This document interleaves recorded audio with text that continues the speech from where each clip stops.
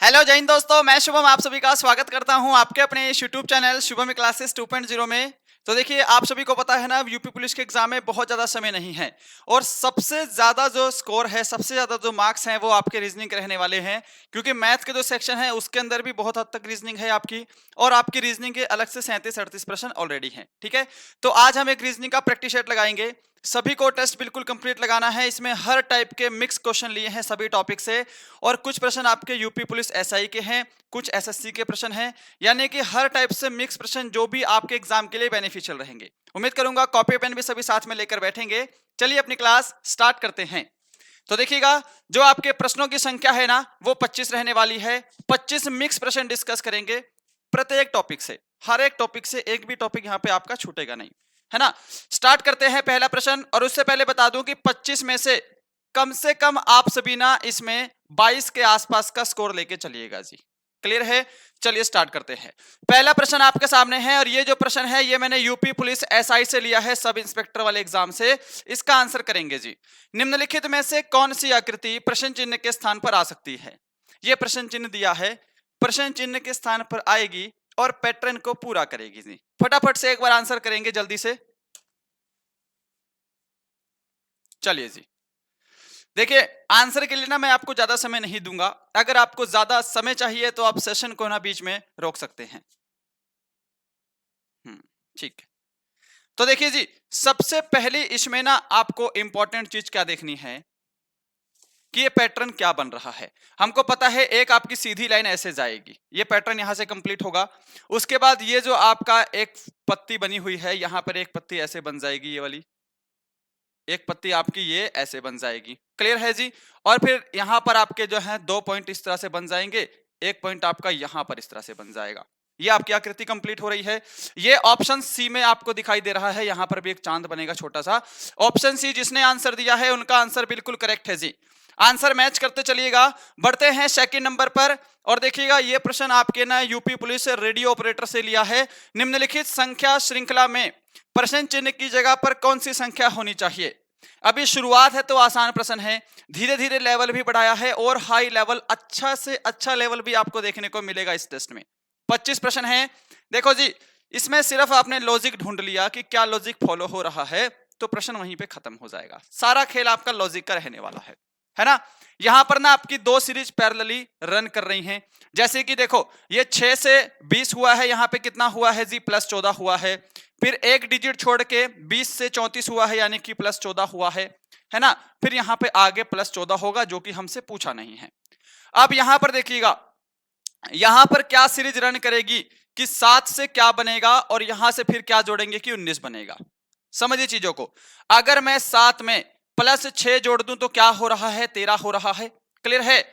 और ऐसे ही अगर मैं यहां पे 13 में 6 जोड़ दूंगा तो यहां पे 19 हो जाएगा। यानी कि इसमें क्या है, +6 और +6 का लॉजिक चल रहा है। 7 में 6 जोड़ेंगे तो कितना हो जाएगा, 13 हो जाएगा। ऑप्शन डी आपका राइट आंसर है जी, जिसने आंसर दिया है। क्या सभी ने ऑप्शन डी को आंसर दिया है? आंसर मैच करते जाइएगा। और अभी बीच में आपके लिए कुछ सरप्राइज भी है। इसका आंसर देंगे, ये जो प्रश्न है ना, देखो ये 2 एग्जाम्स में आया था। एक तो ये प्रश्न आया था यूपी पुलिस सब इंस्पेक्टर में, उसके अलावा ये प्रश्न ना एसएससी सीपीओ के भी एग्जाम में आया हुआ है, बिल्कुल सेम टू सेम है। फटाफट से लॉजिक देखिए क्या लॉजिक लग रहा है, और आंसर पे चलेंगे जल्दी से साहब। बताइए, ये जो क्वेश्चन मार्क है, यहां पर आपकी कौन सा शब्द समूह आएगा जी? फटाफट से आंसर देंगे। अपन बढ़ते हैं इसके सॉल्यूशन की तरफ। देखो जी, यहां से ए से क्या हुआ है, एफ हुआ है।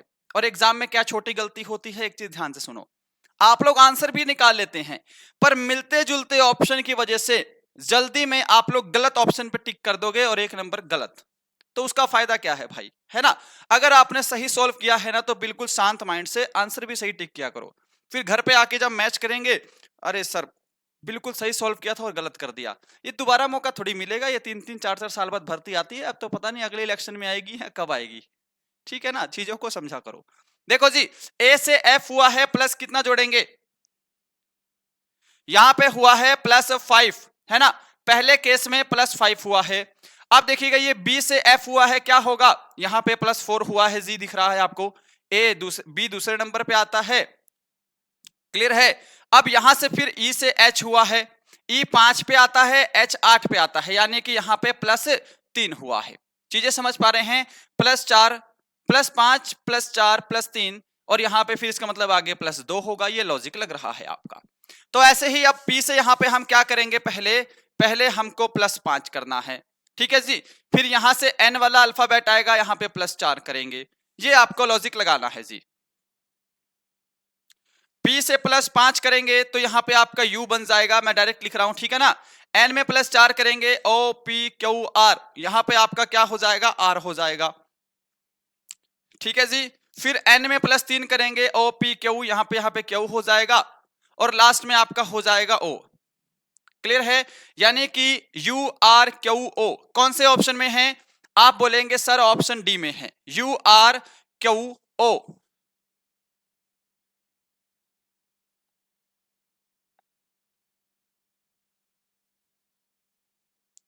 चलिए, ऑप्शन डी आपका बिल्कुल करेक्ट है जी, बिल्कुल सही है ना। मुझे कुछ मिस्टेक लग रही है इसमें, क्या बिल्कुल सही है भाई? +5 करेंगे तो हो गया O P Q R, O P Q M N O, बिल्कुल करेक्ट है। अगला प्रश्न है क्वेश्चन नंबर 4 आपके सामने।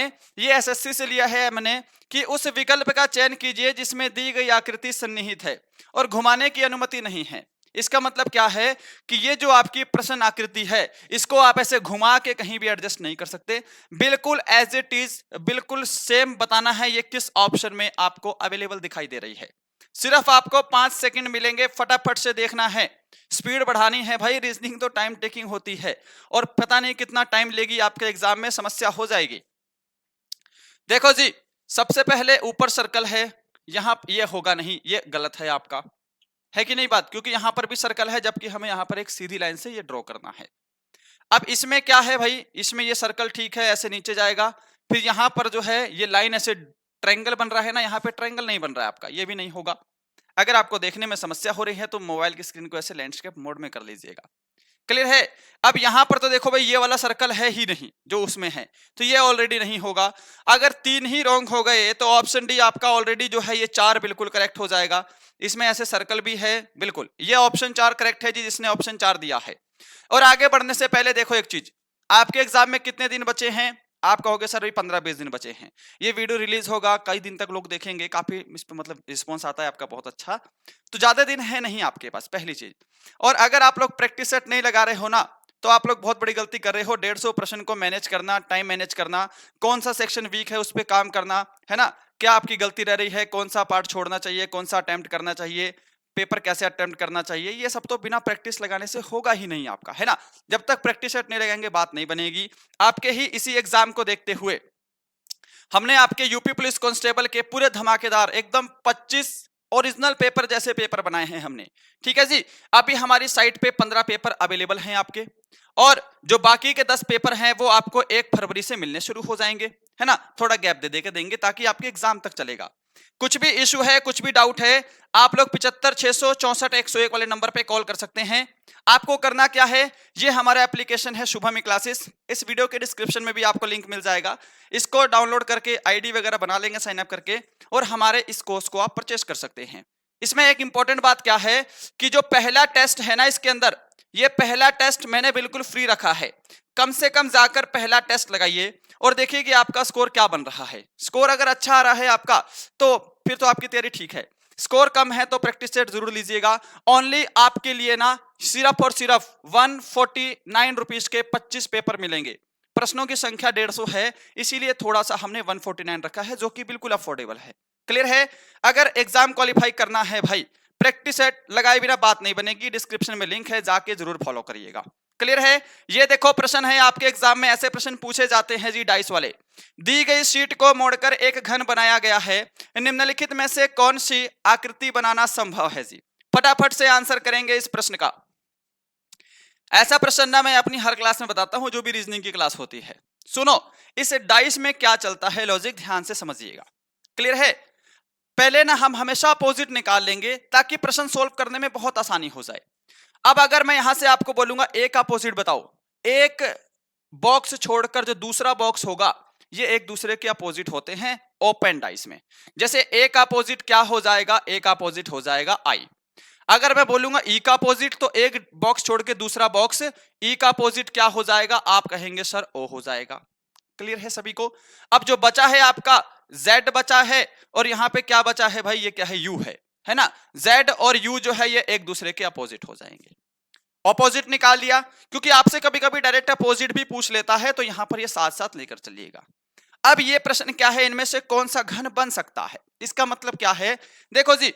अब मान लो a है, अगर a का अपोजिट i है तो ये a का अपोजिट i है तो a के बैक साइड होगा ना, सामने आकृति में तो नहीं दिखेगा। यानी कि ये जो आकृति है ये तो भाई नहीं बन पाएगी, यहां पे कर दो काटा, ये नहीं बन पाएगी भाई। ठीक है जी। अब देखो o का अपोजिट e है या e का अपोजिट o है, तो ये एक ही बॉक्स में कैसे दिखाई दे सकते हैं, कभी नहीं दिखा सकते। ये e के बिल्कुल बैक साइड होना चाहिए o, यानी कि ये भी नहीं बन पाएगा भाई, बोलोगे हाँ जी। आगे देख लेते हैं, एक a का अपोजिट i है, नहीं है भाई। z का अपोजिट u है, यहां पर नहीं दिखाई दे रहा है। e का अपोजिट o है, यहां पर भी नहीं दिखाई दे रहा है। यानी कि ये तीसरी आकृति तो बिल्कुल बनेगी, बिल्कुल बन जाएगी भाई, ये घन बन सकता है अगर हम इसको फोल्ड करेंगे।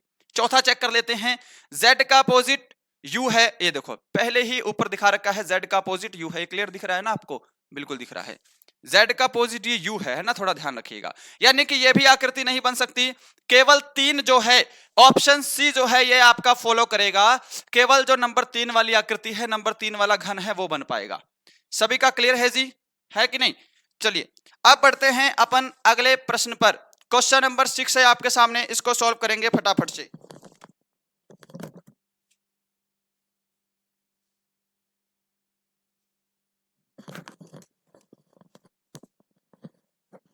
Just a minute, question number 6 को सोल्व करिए। थोड़ी सी क्लास को अब स्पीड में करते हैं ना, थोड़ा स्लो चल रहा है मैटर, पर क्या करें भाई, प्रश्न बहुत ज्यादा समझाने वाले भी हैं आपके एग्जाम में।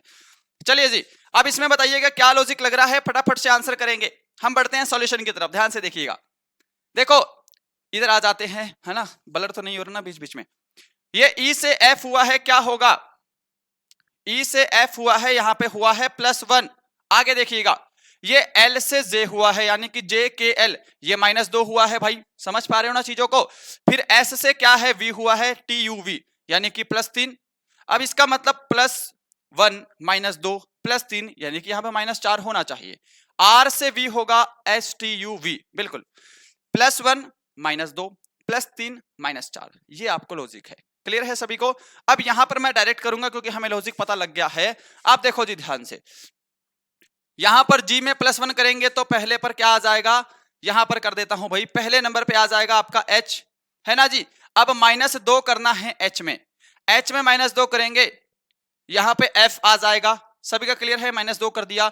अब y में +3 करना है, ZAB, तो यहां पे b आ जाएगा, है कि नहीं। किसी और ऑप्शन में है क्या, HFB, आगे -4 करना है, यहां पर आ जाएगा आपका J, -4 करने पे HFBJ। ऑप्शन बी जो भी आंसर दे रहे हैं ना भाई, जो भी भाई बहन ऑप्शन बी को आंसर दे रहे हैं उनका बिल्कुल करेक्ट है। मेरे से पहले आंसर देने का प्रयास करेंगे सभी। अगला प्रश्न आपके सामने है, ये तो भाई मैंने ना आपके यूपी पुलिस सब इंस्पेक्टर से ही लिया है, वेन आरेख वाला। 2 प्रश्न आएंगे वेन आरेख के, ध्यान दीजिएगा। नाभिक, प्रोटॉन और न्यूट्रॉन, साइंस तो पढ़ी होगी थोड़ी सी, है ना। साइंस क्या कहती है कि जो न्यूट्रॉन और प्रोटॉन हैं वो नाभिक के अंदर घूमते हैं, इलेक्ट्रॉन नाभिक के बाहर होते हैं। क्लियर है ना, चक्कर लगाते हैं। तो नाभिक के अंदर न्यूट्रॉन भी होंगे और प्रोटॉन भी होंगे, क्लियर है ना। तो कौन सा विकल्प हो जाएगा, आप कहेंगे सर ऑप्शन ए बिल्कुल करेक्ट आंसर है, जिसने ऑप्शन ए को दिया है। अगला प्रश्न, किन 2 चिन्हों को परस्पर बदलने पर समीकरण संतुलित हो जाएगा। ये नया पैटर्न है भाई, ठीक है ना। अब इस टाइप से प्रश्न आते हैं एग्जाम में, वो जमाना ही चला गया जब यहाँ पे लिखा होगा कि एक ऐसे लिखा रहता है ना कभी कभी कि ए का अर्थ प्लस है, बी का अर्थ माइनस है ना, या फिर गुणा का अर्थ प्लस है।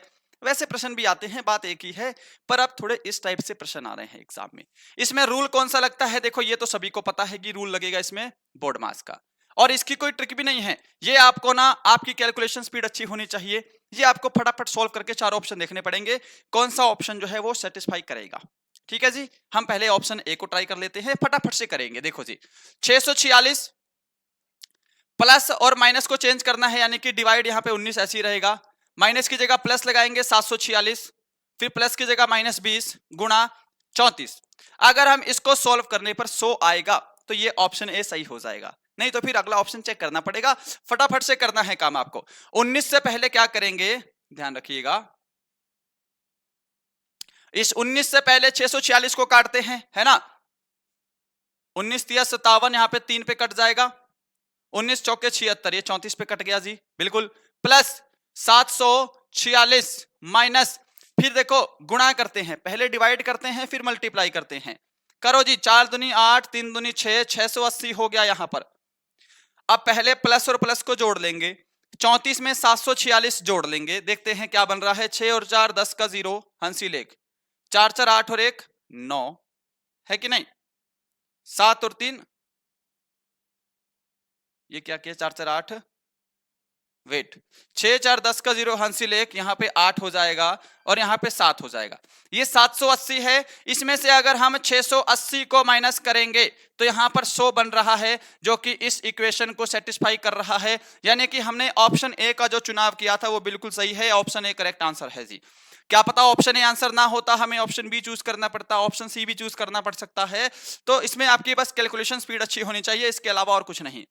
प्रश्न संख्या 9 है कि एक निश्चित कूट भाषा में जींस शब्द को RLXAE के रूप में कूटबद्ध किया जाता है।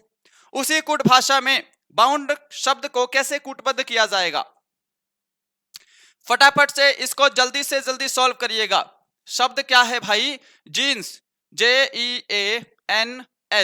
जींस को क्या लिखा है यहां पर, RLXAE, है कि नहीं। अब फटाफट से इसको सॉल्व करिए जल्दी से, क्या इसका सॉल्यूशन होगा। देखो जी, ये क्रॉस वाला है, लॉजिक ही पता लगेगा तो क्वेश्चन सॉल्व हो जाएगा। जरूरी नहीं है कि पहली बार में लॉजिक माइंड में आ जाए, दूसरी बार तीसरी बार में लॉजिक समझ में आए, क्या पता। और आपकी अगर प्रैक्टिस अच्छी है तो फर्स्ट टाइम में देखने से ही लॉजिक समझ में आ जाता है। जैसे मैंने अगर ऐसे लिखा है, ऐसे लिख लिया करो, ज्यादा बेटर रहता है, ठीक है ना।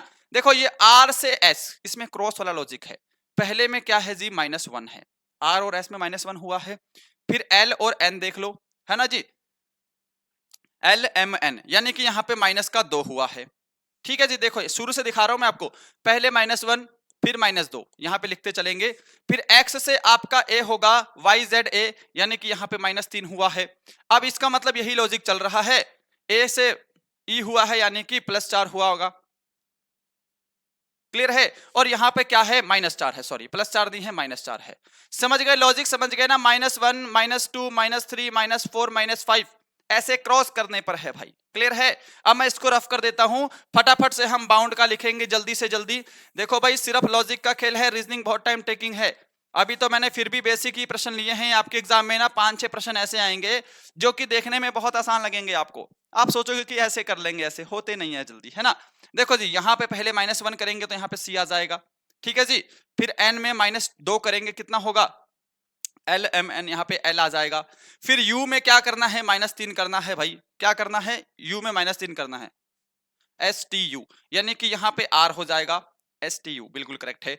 अब यहाँ पे क्या है जी, यहाँ पे -4 करना है आपको, K LMNO, यानी कि यहाँ पे K आ जाएगा। ये आपको चुटकियों में सॉल्व करना है फटाफट से। आप चाहो तो इनकी प्लेस वैल्यू लिख सकते हो, जैसे B की 2 है ना। यहाँ पे 7 नंबर पे कौन आता है, आपको इस तरह से भी सॉल्व कर सकते हैं, कोई समस्या नहीं है। बताइए जी, लास्ट में क्या होगा, ZAB, ठीक है। यहाँ पे W हो जाएगा, यानी कि ऑप्शन बी वाला जो है वो आपका बिल्कुल करेक्ट है जी। आंसर मैच करेंगे, CLRKW, CLRKW सिर्फ ऑप्शन बी में अवेलेबल है और ऑप्शन बी आपका करेक्ट आंसर होगा। चले आगे, क्वेश्चन नंबर 10 देखिएगा। 25 प्रश्न है आज की क्लास में। देखो जी, ये प्रश्न है ब्लड रिलेशन का। ब्लड रिलेशन के आपके पास आ रहे हैं 3 प्रश्न, है ना। मैंने यहाँ पे 2 लिए हैं। ये तो बिल्कुल बेसिक है, जो आपको पता होना चाहिए। जो नेक्स्ट प्रश्न है ना, वो बिल्कुल लेटेस्ट पैटर्न पे लिया है, अभी आने वाला है। उसमें आपको हल्का सा थोड़ा सा टाइम टेकिंग प्रश्न बन सकता है वो। अब इसको सॉल्व करिएगा। देखो, जो पुराने स्टूडेंट हैं, जो पुराने पापी है ना, वो तो फटाफट से करेंगे। मैं ये मानता हूं कि कुछ विद्यार्थी नए भी होंगे जो सेशन को देख रहे होंगे, तो उनके लिए मैं हल्का सा बेसिक बताऊंगा, सिर्फ और सिर्फ 10 सेकंड का। देखो ध्यान से, कि यदि कोई मेल होगा, मेल पर हम लगाते हैं प्लस का साइन, और यदि कोई फीमेल होगी, फीमेल पे लगाएंगे माइनस का साइन, ठीक है जी। ब्रदर ब्रदर ब्रदर और सिस्टर को एक सीधी लाइन में दर्शाते हैं हम लोग।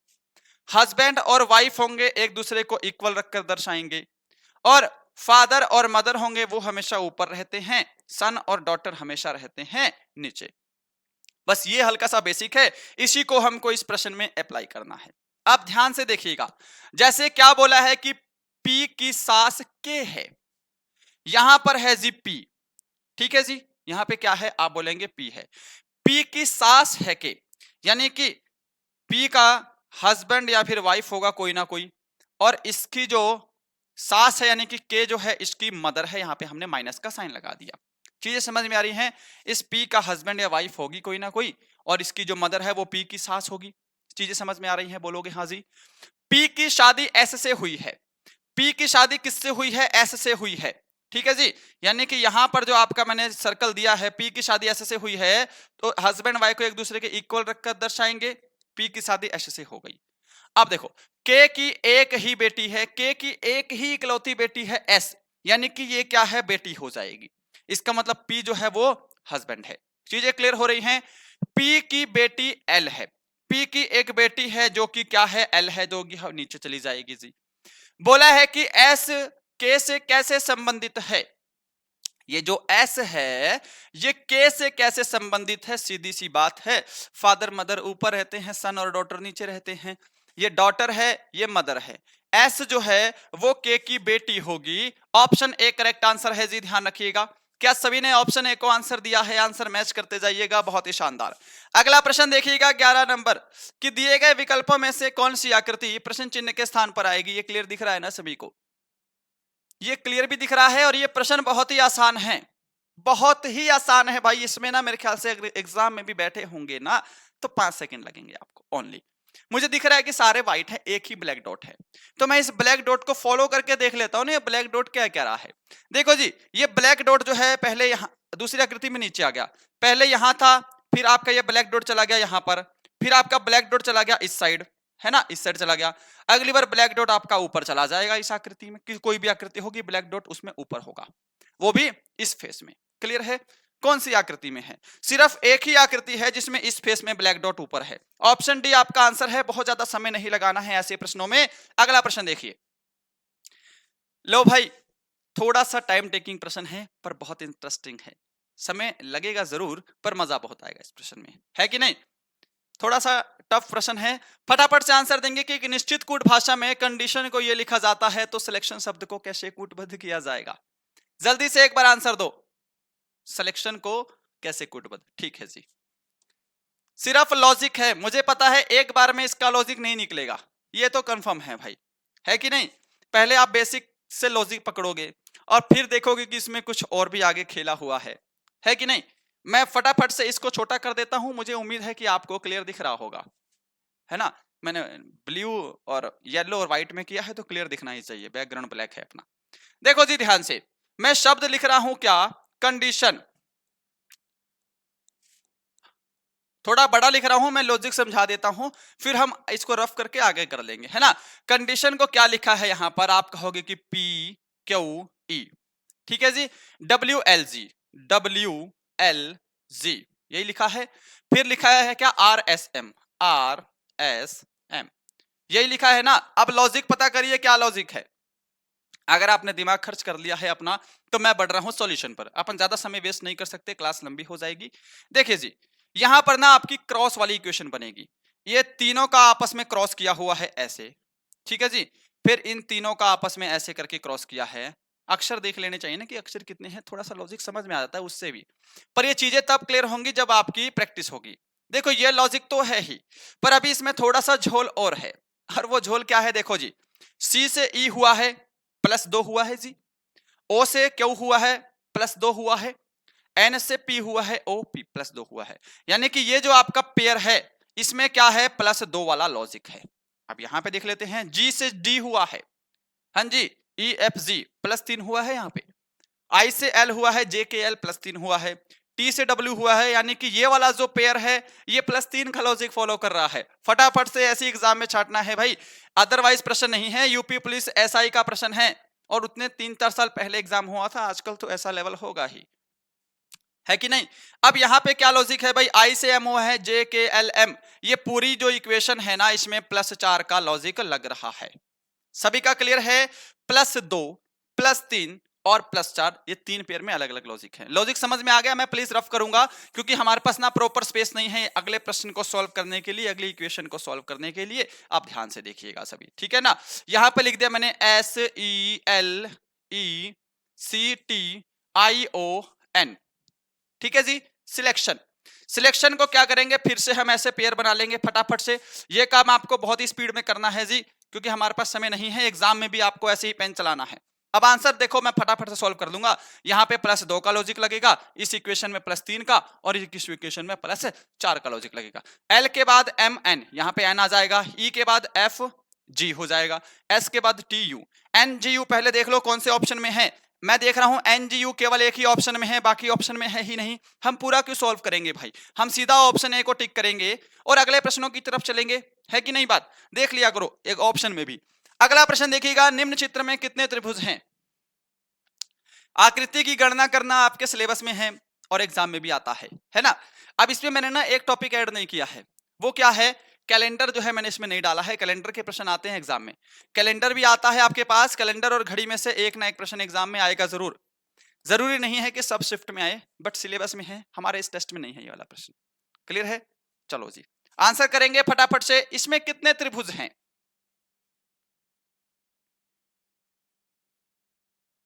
आप बढ़ते हैं भाई सॉल्यूशन पर, है कि नहीं। कहां पे करें सॉल्व यार, इधर ही आया तो मैं इस साइड।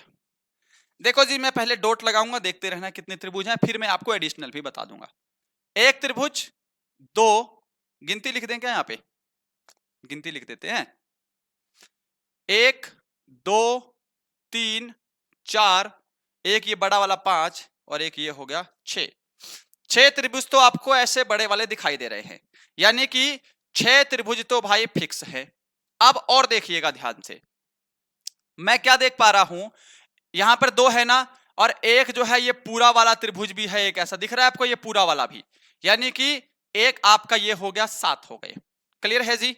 अब और चीज सुनो ध्यान से, ये जो आकृति है इस पॉइंट को पकड़ते हैं, इस पॉइंट को, ये जो है एक पूरा यहां से यहां तक, है कि नहीं। मैं जाऊंगा साथ साथ लेके, देखो जी यहां से यहां तक एक त्रिभुज है, यानी कि एक और जोड़ लो, ये हो गया कितना आपका 8।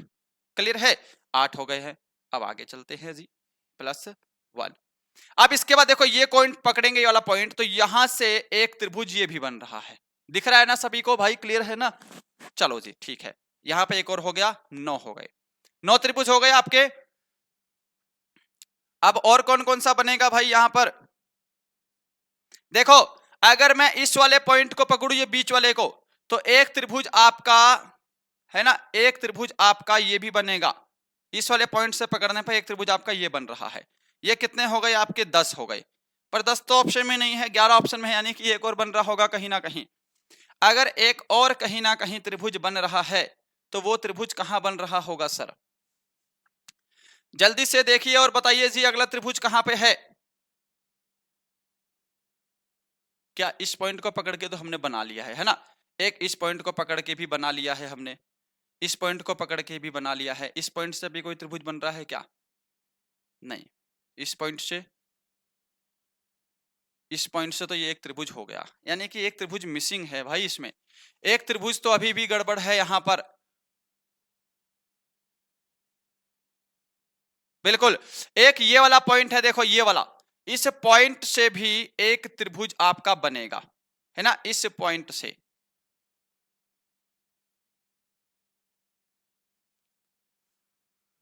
छह, 7, 8, 9, 10, इसमें 11 त्रिभुज हैं भाई, 11 त्रिभुज हैं। 11वां अगर आपको दिख गया है तो भाई जल्दी से कमेंट बॉक्स में आंसर करेंगे। अरे एक त्रिभुज ये भी तो है इतना बड़ा यार, एक त्रिभुज ये इतना बड़ा त्रिभुज है एक ये वाला, ठीक है ना, एक बड़ा त्रिभुज है, यानी कि +1 ये हो जाएगा। टोटल 11 त्रिभुज है। माफी चाहेंगे इस प्रश्न में समय लग गया है, कभी कभी ना चीजें माइंड से निकल जाती हैं। एग्जाम में अगर आपको टाइम लगेगा तो आप इसको बाद में भी सॉल्व कर सकते हैं। 14 नंबर देखिएगा, यदि दर्पण को नीचे दिखाए गए अनुसार MN पर रखा गया है, तो आकृति का सही दर्पण प्रतिबिंब का चयन कीजिए। ये आपको एक घड़ी दिखा रखी है कि नहीं।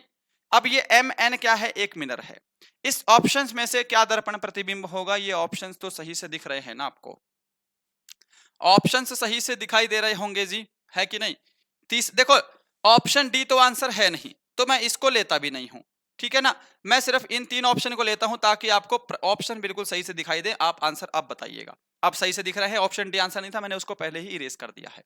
अब देखो जी ध्यान से, जब mn पे दर्पण हो इस साइड, तो आपका जो राइट है ना, जो आपका राइट है वो लेफ्ट हो जाएगा और जो लेफ्ट होता है वो राइट हो जाता है। अप और डाउन में कोई चेंजेस नहीं होता है। क्लियर है। अब इसका मतलब क्या है कि ये जो आपका बनेगा, मान लीजिए एक सर्कल है जो कि मैं हल्का हल्का बता देता हूं, आप इसी से सॉल्व कर लेंगे। ये जो P है ना, ये P ऐसे घूम जाएगा, यानी कि ये जो P है ये आपका ऐसे उल्टा हो जाएगा, है कि नहीं। और ये जो पॉइंट है आपका ऐसे जाके ऐसे P पे नीचे आ जाएगा। ये 6 है, ये भी आपका घूम जाएगा, ये 6 आपका इस तरह से बनेगा कुछ। क्लियर है ना, ये 6 ऐसे बनेगा। ये मैं देख पा रहा हूं, सिर्फ और सिर्फ आपको ऑप्शन बी में देखने को मिलेगा। इसमें P तो ठीक है उल्टा है, परंतु 6 जो है वो बिल्कुल सीधा है, 6 भी उल्टा होगा। इसमें दोनों चीजें सही हैं, इसमें P सीधा है। ऑप्शन बी करेक्ट आंसर है। 15 नंबर आपके सामने। यहां दिए गए विकल्पों में से जो विकल्प अलग है उसे ज्ञात करो। ये एक श्रृंखला है, एक संख्या समूह है। इसमें से कौन सा ऐसा विकल्प है जो एक निश्चित पैटर्न को फॉलो नहीं कर रहा है। फटाफट से करेंगे, ठीक है जी। ये ऑप्शन है, बताना है कौन सा डिफरेंट है। करिए जल्दी से सॉल्व।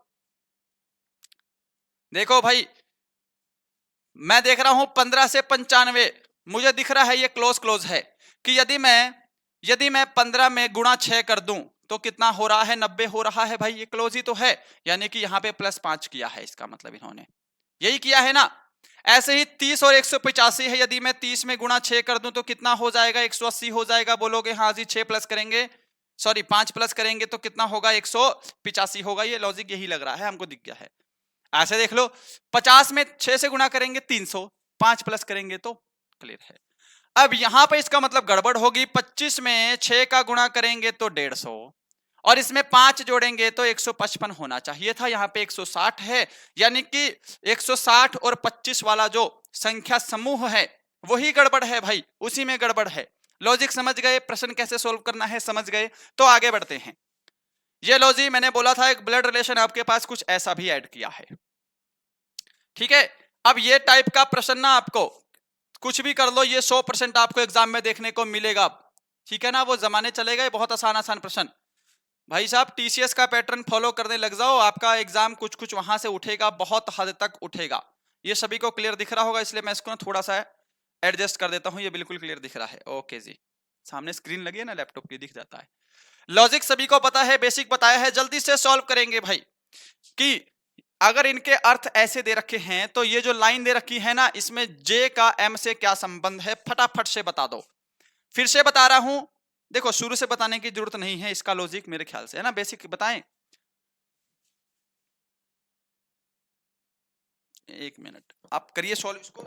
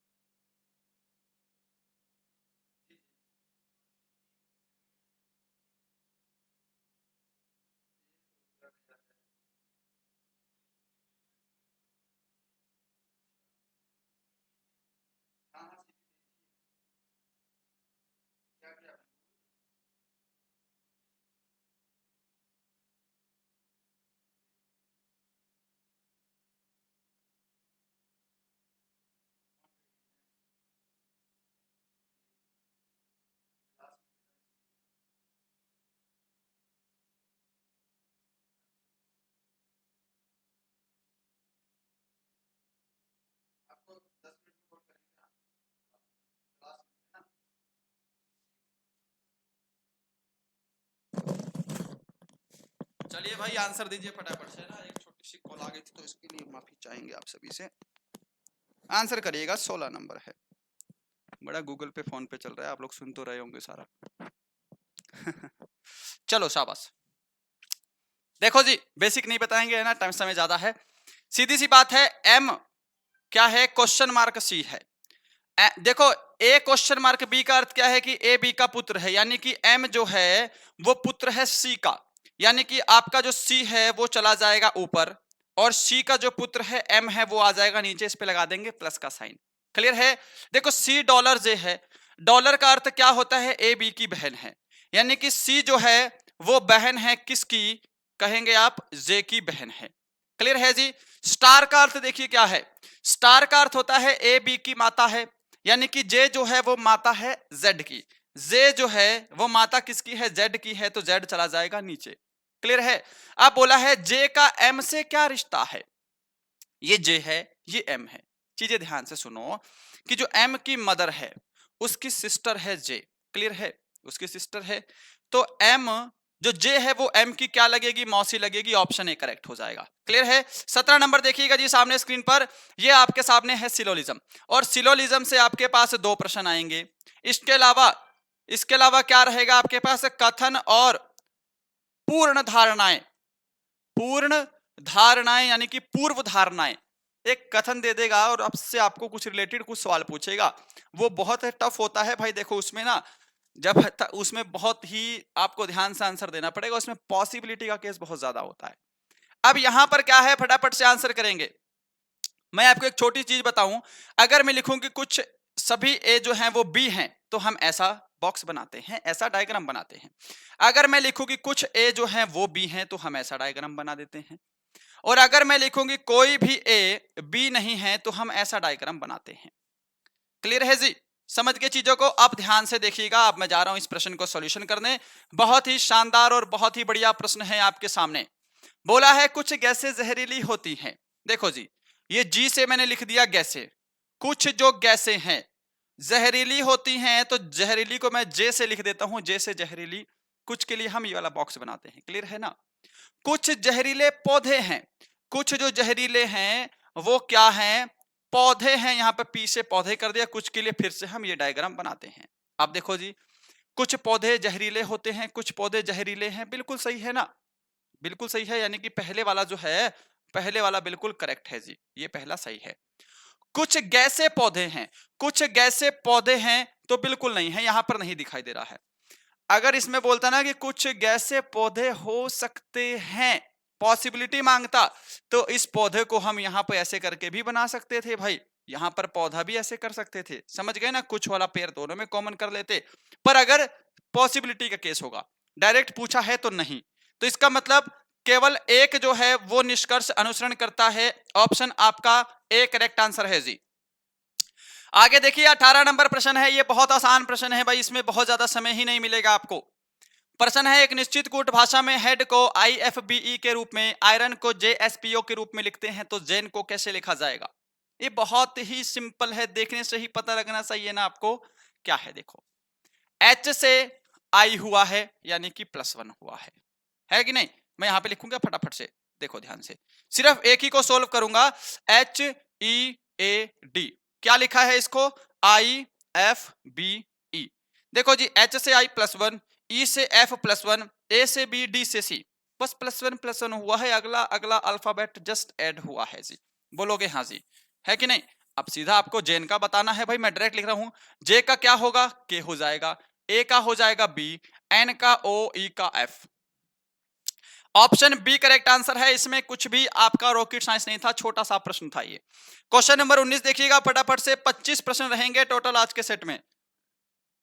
25 प्रश्न है जी, कि एक कागज को मोड़ा और काटा गया है, खोले जाने पर ये कैसा दिखाई देगा। ये क्लियर दिख रहा है ना सभी को, बिल्कुल क्लियर दिख रहा है ये प्रश्न, एकदम फर्स्ट क्लास। अब मैं इसको जूम कर देता हूं क्योंकि प्रश्न तो आपने पढ़ लिया है। लो जी, फॉर बेटर विजन के लिए, है कि नहीं। चलिएगा आंसर करेंगे जल्दी से, क्या आंसर है इसका। देखो ध्यान से समझिएगा इस प्रश्न को।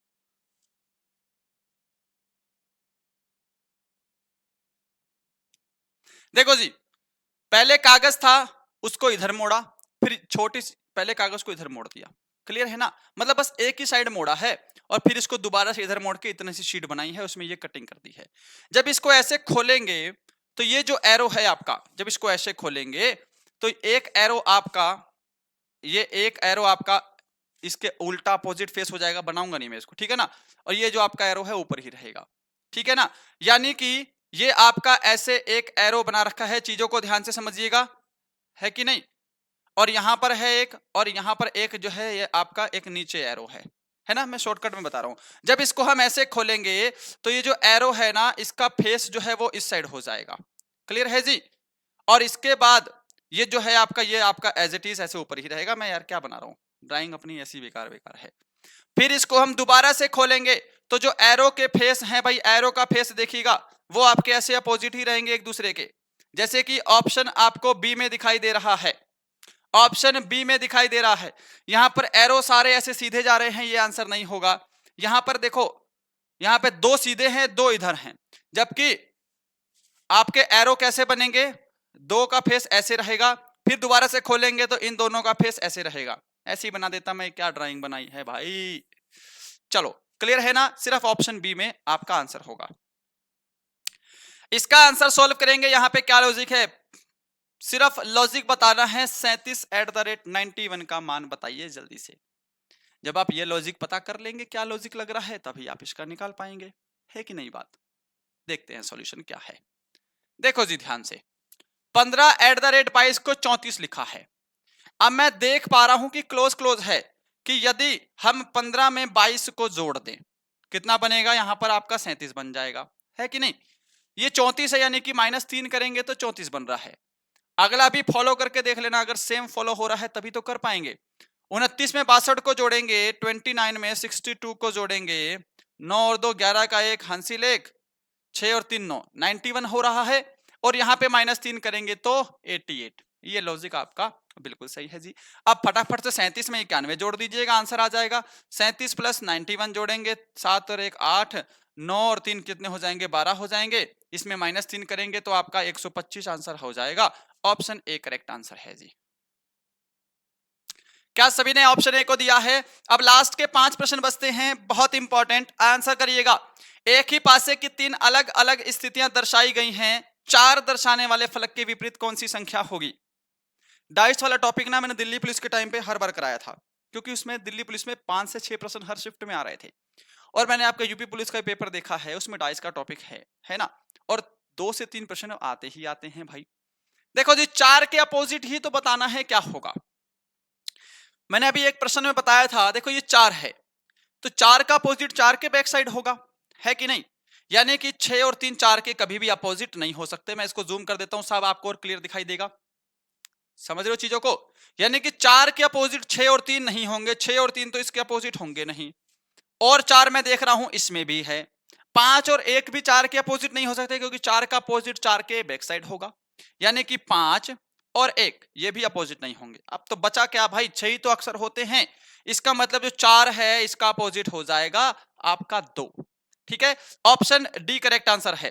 देखो डाइस देख लिया करो कि कौन सी डाइस है, और आपको हर डाइस में क्या पता, ये सबसे आसान लॉजिक है। नहीं तो फिर हम एक और कर सकते थे, किसी एक को कॉमन लेकर हम क्लॉकवाइज भी घूम सकते थे, वो फिर कभी डिस्कस करेंगे किसी और प्रश्न में। इस प्रश्न के लिए यही सबसे बेस्ट मेथड है जी। किसी निश्चित कोड भाषा में गेम को 84-26, मस्ट को 78-53 लिखते हैं, तो एम का कोड बताना है क्या है। आप कंफ्यूज मत होना इसमें प्लीज, ठीक है कि नहीं, है ना। कभी सोचो कि भाई यहाँ पे एम क्या है, पहले नंबर पे है तो 7 हो जाएगा, पर यहाँ पर तो तीसरे पे है तो यहाँ पे 2 हो जाएगा, ऐसे थोड़ी होगा। एक चीज ध्यान से समझो, ये सारा खेल है कॉमन वाले मेथड का। क्या है, देखो जरूरी नहीं है कि ये प्रश्न एग्जाम में आएंगे, पर प्रैक्टिस करोगे तो लॉजिक बहुत जल्दी पकड़ में आता है।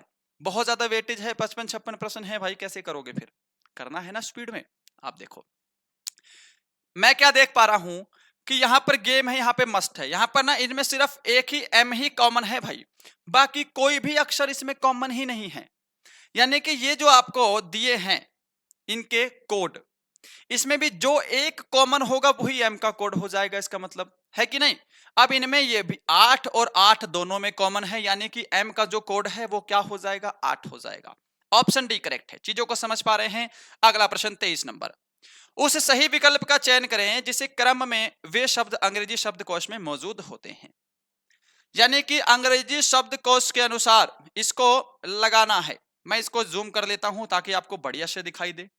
अब इसको हम सोल्व कैसे करते हैं जी, कोई बता सकता है। आसान तरीका, क्योंकि ना गलती कर देते हैं छोटे छोटे केस में। देखो जी, सबसे पहले जो कॉमन है उसको काट लेते हैं। ये DES कॉमन है, यहां पर भी DES कॉमन है, ये DES कॉमन है, ये DES हमने काट दिया। यहां पे O है, ये T है, ये C है, T है, I है। मैं देख पा रहा हूं कि ये जो C है ये सबसे पहले इंग्लिश में आएगा, अल्फाबेट में सबसे पहले ही आएगा ना। यानी कि जो आपका 3 वाला नंबर है वो आ जाएगा सबसे पहले। क्लियर है? अब हमने इसको पूरे को खत्म कर दिया, इसका रोल नहीं है अब आगे देखो, यहां पे ओ है, ये टी है, यहां पर भी टी है, यहां पे आई है, यानी कि जो आई है वो टी और ओ से पहले आता है, यानी कि जो ऑप्शन ए एक नंबर वाला है ये भी दूसरे नंबर पे आ जाएगा। इसको भी खत्म कर देते हैं। क्लियर है जी?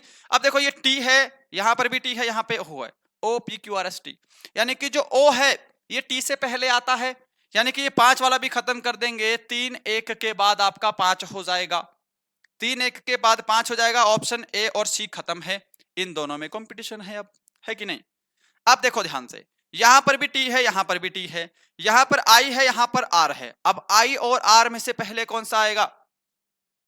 तो यहां पर आप बोलोगे कि आई जो है वो आर से पहले आता है, यानी कि यहां पर 2 हो जाएगा और यहां पे 4 हो जाएगा। कौन सा है भाई? 315 24, ऑप्शन डी आपका करेक्ट आंसर है जी, बिल्कुल। आगे है आपके सामने आज का सेकंड लास्ट प्रश्न, एक और डाइस से है जी, कि दी गई शीट को मोड़कर कौन सा घन बनाया जा सकता है? जैसे हमने अभी शुरू में एक प्रश्न किया था, पहले अपोजिट लिख लेंगे फटाफट से और फिर सॉल्व कर लेंगे, है कि नहीं? देखो ध्यान से, एक का अपोजिट क्या होगा? एक बॉक्स छोड़कर दूसरा बॉक्स, है कि नहीं? एक का जो अपोजिट होगा वो 6 होगा, बोलोगे हाँ जी। 3 का अपोजिट क्या होगा? एक बॉक्स छोड़ के दूसरा बॉक्स, 3 का अपोजिट हो जाएगा 4, बोलोगे हाँ जी। 5 और 2 बच गए हैं, ये 2 और 5 एक दूसरे के अपोजिट हो जाएंगे। क्लियर है सभी को? अब देख लो जी, यहां पर 2 दिया है, 2 का अपोजिट 5 है तो इसमें नहीं है, 3 है, 3 का अपोजिट 4 है तो ठीक है, ऑप्शन ए वाला बन सकता है। आगे चेक कर लेते हैं भाई, देखो ये 4 है जी, 4 का अपोजिट 3 है, ये नहीं बन पाएगा, खत्म। यहां पर भी 4 का अपोजिट 3 है, ये भी नहीं बन पाएगा।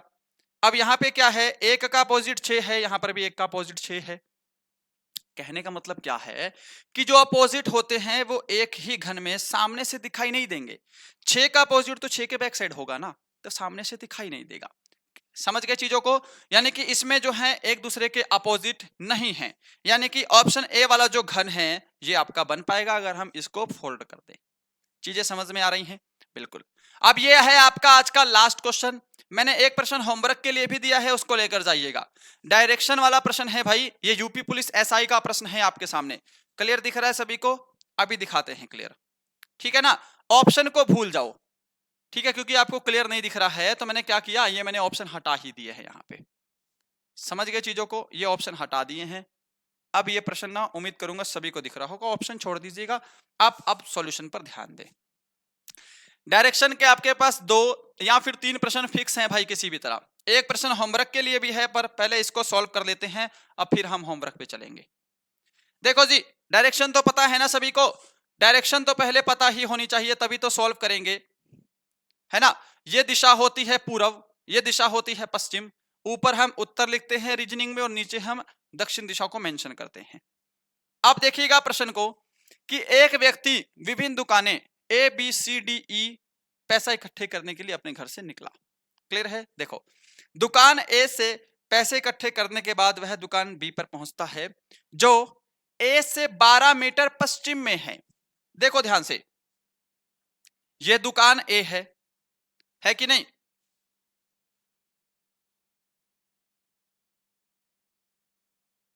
दिख रहा है सभी को? कोई दिक्कत नहीं। ये दुकान ए है, यहां से 12 मीटर,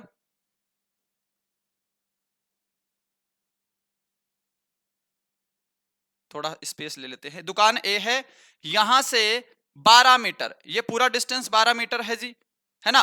12 मीटर पश्चिम में कौन है? आप कहोगे सर बी है। बोला है फिर दुकान सी पर पहुंचने के लिए जो बी से 12 मीटर दूर है वह बाईं ओर मुड़ा।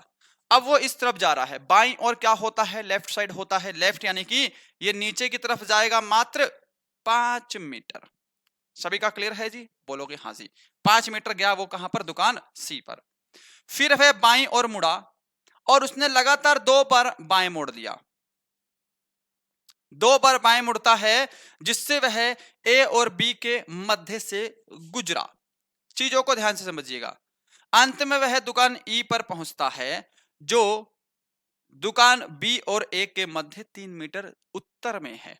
अब देखो जी, ये सी पर है, इस समय लेफ्ट मुड़ेगा, यानी कि अपने लेफ्ट हैंड साइड मुड़ेगा, बाएं मुड़ेगा।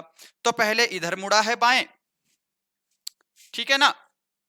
वेट, पहले इधर बाएं मुड़ा है, यहां पे डी पे पहुंच गया, फिर दोबारा से बाएं मुड़ेगा तो इनके मिडल से जाएगा वो, यही तो बोला है, उनके मध्य से गुजरा, जो बी से भी और ए से भी 3 मीटर उत्तर में है, यानी कि यहां पे ई है 3 मीटर उत्तर में। अब चीजें समझ में आ रही हैं। अब इसने क्या बोला है कि सी और ई की दूरी क्या है, ये सी है और यहां पर क्या है जी, ई है, इनके बीच की दूरी बतानी है क्या होगी, यही तो डायरेक्शन बतानी है। तो जब भी ऐसी आकृति बने हम क्या लगाते हैं, हम पाइथागोरस थ्योरम लगाते हैं, यहाँ पे 90 डिग्री का एंगल हो जाता है। चीजें समझ में आ रही होंगी, बोलोगे हाँ जी। आप देखिए, हमको ये वाली दूरी जो है वो बतानी है, पाइथागोरस थ्योरम लगा लेंगे, है ना, ये 90 डिग्री का कोण हो जाता है। अब देखिए क्या है, पहली चीज ये 5 है दूरी, यानी कि ये वाली जो दूरी है ये भी कितनी हो जाएगी, आप कहोगे ये भी 5 हो जाएगी। अब देखो ये टोटल दूरी कितनी है जी, 12 है, 12 ही है ना, ये 12 है। अब इनके बीच से निकला है, तो यानी कि जो ये वाली दूरी है ये कितनी हो जाएगी, 6 हो जाएगी, ये भी 6 हो जाएगी, ये भी 6 हो जाएगी, क्योंकि बीच में से निकला है। अब इतनी दूरी 6 है तो ये वाली डिस्टेंस भी कितनी है, 6 है, इसके सामने वाली डिस्टेंस ये भी 6 हो जाएगी, है कि नहीं बात। अब देखो ध्यान से, ये 6 है, ये 5 है, इतनी डिस्टेंस कितनी है, यहां तक 3 है, यानी कि यहां से यहां तक की टोटल जो दूरी है वो हो जाएगी 8। हमको ये वाली दूरी बतानी है, ये क्या है आपका जी, पाइथागोरस थ्योरम लगा लेंगे, ये विकर्ण का मान निकाल लेंगे।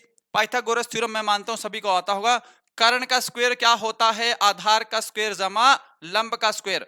हमको कर्ण का स्क्वायर निकालना है, बराबर देखिएगा, आधार कितना है, 6 है, 6 का स्क्वायर 36, ये लंब जो है वो कितना है, टोटल 8 है, 8 का स्क्वायर 64। देखो ध्यान से, k का स्क्वायर कितना हो जाएगा, k का स्क्वायर हो जाएगा 100। अगर k का स्क्वायर 100 है तो k का मान कितना आ जाएगा, यहां से आप कहोगे कि 10 आ जाएगा। यहां पे 10 ऑप्शन ए में दिखाई भी दे रहा है, आपका जो आंसर होगा वो 10 मीटर होगा जी। चीजें समझ में आ रही हैं। ये यूपी पुलिस एसआई का प्रश्न है, आपके एग्जाम में आया था पहले, थोड़ा सा लेंथी हो गया है क्योंकि मुझे समझाना था, अगर करना होता तो सिर्फ और सिर्फ 1 मिनट का प्रश्न था। सभी का क्लियर होगा जी। चलो जी, तो आपका आज का रीजनिंग का सेशन खत्म है। ये एक क्वेश्चन होमवर्क के लिए है, इसको सॉल्व कर लीजिएगा कि अगर गैल्वेनोमीटर से हम विद्युत धारा को मापते हैं तो ग्राफोमीटर क्या मापने के लिए प्रयोग होता है, दोलन, विस्थापन, ऊंचाई या फिर कोण। इसका आंसर आप लोग कमेंट बॉक्स में करिएगा। क्लियर है जी। और जरूर बताइएगा कि इन 25 प्रश्नों में से आपने कितने प्रश्न राइट किए हैं। और उससे पहले भाई, जिन्होंने अभी तक यूपी पुलिस का टेस्ट नहीं लिया है, बिना टेस्ट के कैसे क्लियर करोगे भाई साहब, एक एक टेस्ट फ्री भी दे रहा हूं आपको, पहले फ्री टेस्ट लगा लीजिएगा। हमारा ऐप है शुभम क्लासेस, इसको आप लोग डाउनलोड कर लो। टेस्ट सीरीज लगाने से देखो 150 प्रश्न है, टाइम मैनेजमेंट भी होता है, टाइम कम टाइम में कंप्लीट करने हैं, कौन सा सेक्शन वीक है वो पता लगता है, कौन से सेक्शन में आपको जोर देना है। इसमें हर एक सब्जेक्ट से आपका Hindi, GK, UP GK, math, reasoning सारे प्रश्न डाले हैं बिल्कुल बढ़िया से, ठीक है ना। अब इसमें क्या है, एक टेस्ट जो है वो आपको बिल्कुल फ्री मिलेगा। एक टेस्ट फ्री जो है उसको एक बार लगा लो, देख लो आपका लेवल कितना है। अगर आपका स्कोर बन रहा है तो टेस्ट को लीजिए और अच्छे से अच्छे मेहनत करके उसको स्कोर को बढ़ाइए। एकदम एग्जाम वाली फीलिंग है, इसके अंदर सब कुछ ऐड किया है, प्रश्न भी, टाइमिंग भी चलेगी आपके ऊपर, ठीक है ना। ठीक है जी। कोई भी डाउट है, कोई भी इशू है, ये हमारा हेल्पलाइन नंबर है 75 664 101। आप लोग इस पर कॉल भी कर सकते हैं, राइट। जिसने नहीं लिया है शुभम क्लासेस ऐप को डाउनलोड करिएगा, साइन अप करिएगा और उसके बाद हम हमारे टेस्ट को परचेस कर सकते हैं। मात्र 149 के आपको ये 25 टेस्ट मिलेंगे। तो भाई यही था आज का सेशन। जरूर बताइएगा सेशन कैसा लगा है, इन 25 में से कितने राइट किए हैं। मिलते हैं अपन किसी और अच्छे सेशन में। सभी को जय हिंद, जय भारत।